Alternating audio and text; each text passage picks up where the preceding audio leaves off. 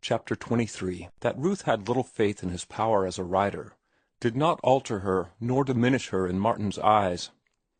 In the breathing spell of the vacation he had taken, he had spent many hours in self-analysis, and thereby learned much of himself. He had discovered that he loved beauty more than fame, and that what desire he had for fame was largely for Ruth's sake.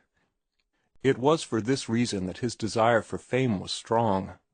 He wanted to be great in the world's eyes, to make good, as he expressed it, in order that the woman he loved should be proud of him and deem him worthy. As for himself, he loved beauty passionately, and the joy of serving her was to him sufficient wage. And more than beauty, he loved Ruth. He considered love the finest thing in the world. It was love that worked the revolution in him, changing him from an uncouth sailor to a student and an artist. Therefore, to him, the finest and greatest of the three, greater than learning and artistry, was love. Already he had discovered that his brain went beyond Ruth's, just as it went beyond the brains of her brothers or the brain of her father.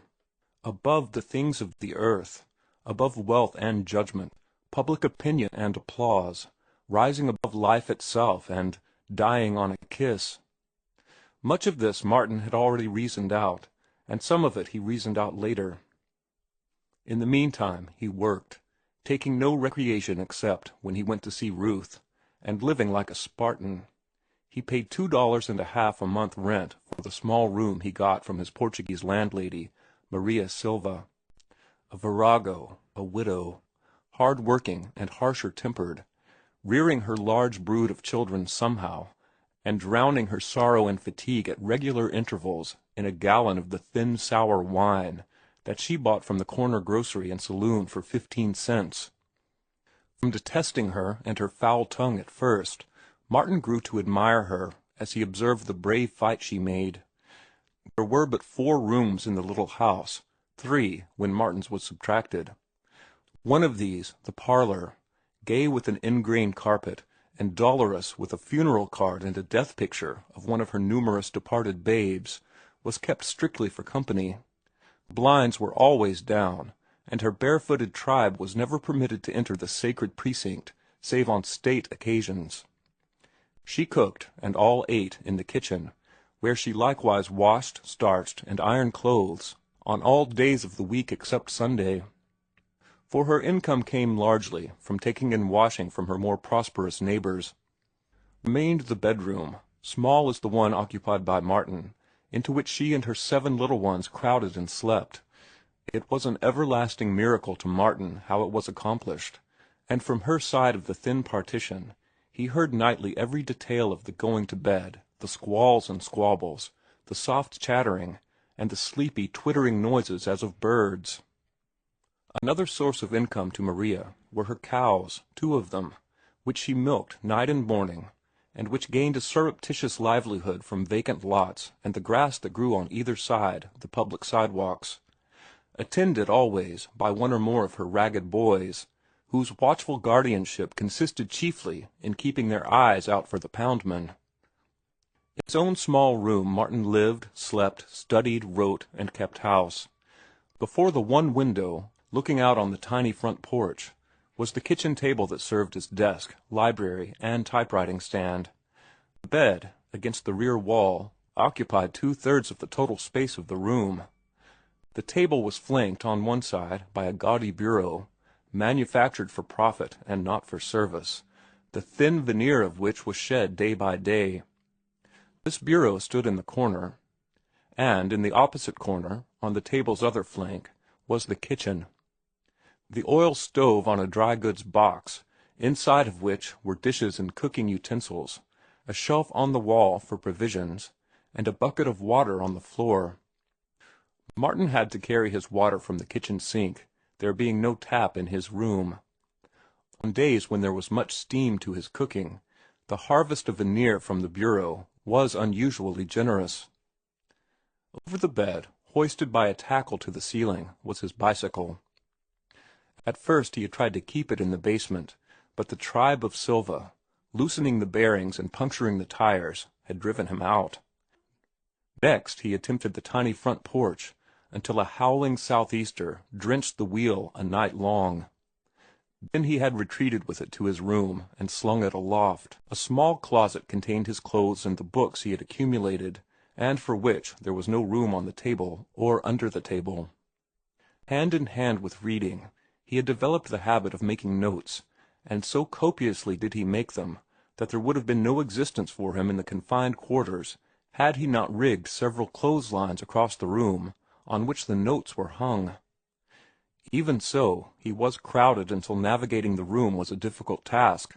He could not open the door without first closing the closet door, and vice versa. It was impossible for him anywhere to traverse the room in a straight line. To go from the door to the head of the bed was a zigzag course that he was never quite able to accomplish in the dark without collisions.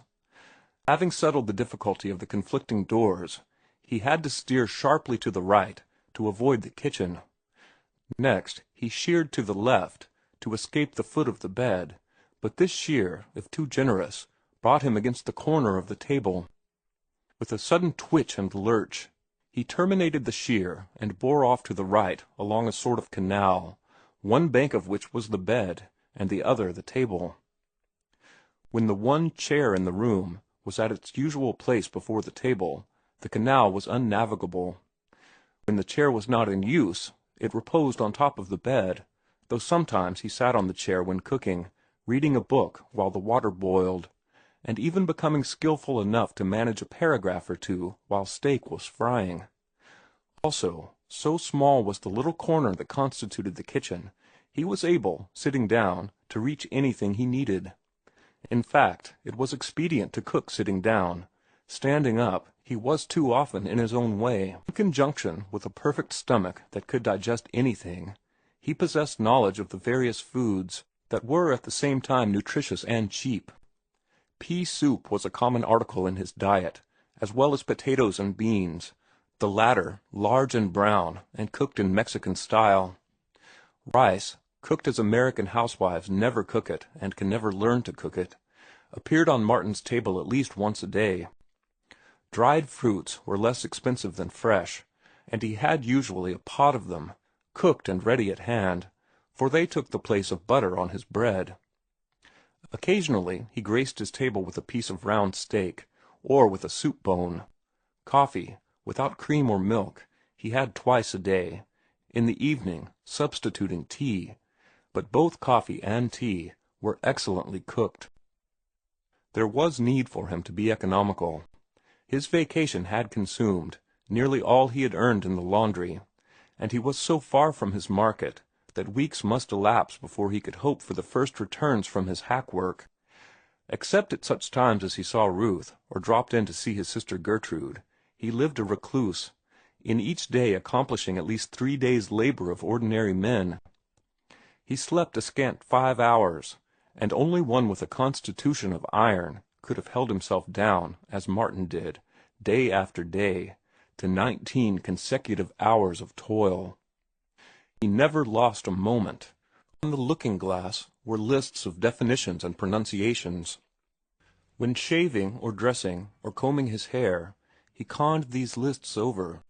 Similar lists were on the wall over the oil stove, and they were similarly conned when he was engaged in cooking or in washing the dishes. New lists continually displaced the old ones. Every strange or partly familiar word encountered in his reading was immediately jotted down, and later, when a sufficient number had been accumulated, were typed and pinned to the wall or looking-glass. He even carried them in his pockets, and reviewed them at odd moments on the street, or while waiting in butcher shop or grocery to be served. He went farther in the matter. Reading the works of men who had arrived, he noted every result achieved by them, and worked out the tricks by which they had been achieved. The tricks of narrative, of exposition, of style, the points of view, the contrasts, the epigrams. Of all these he made lists for study. He did not ape. He sought principles.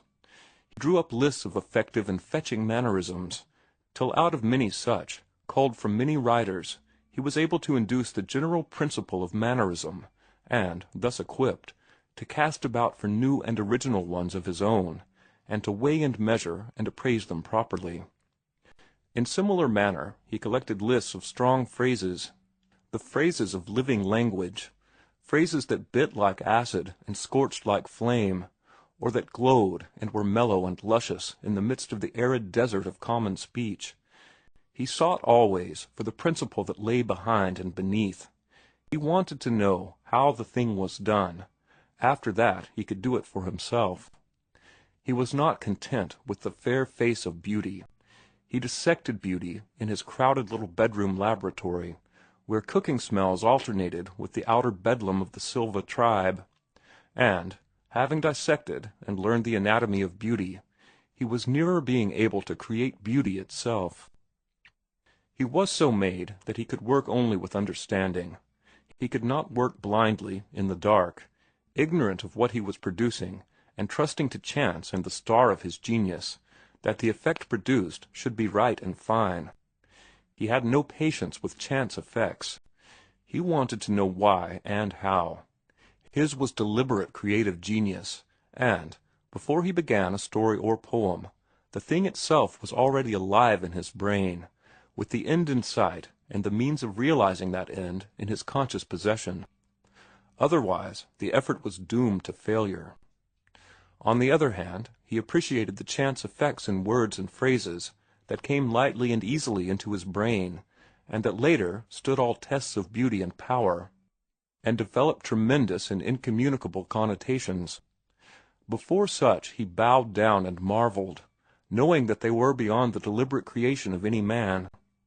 And no matter how much he dissected beauty in search of the principles that underlie beauty and make beauty possible, he was aware always of the innermost mystery of beauty, to which he did not penetrate, and to which no man had ever penetrated.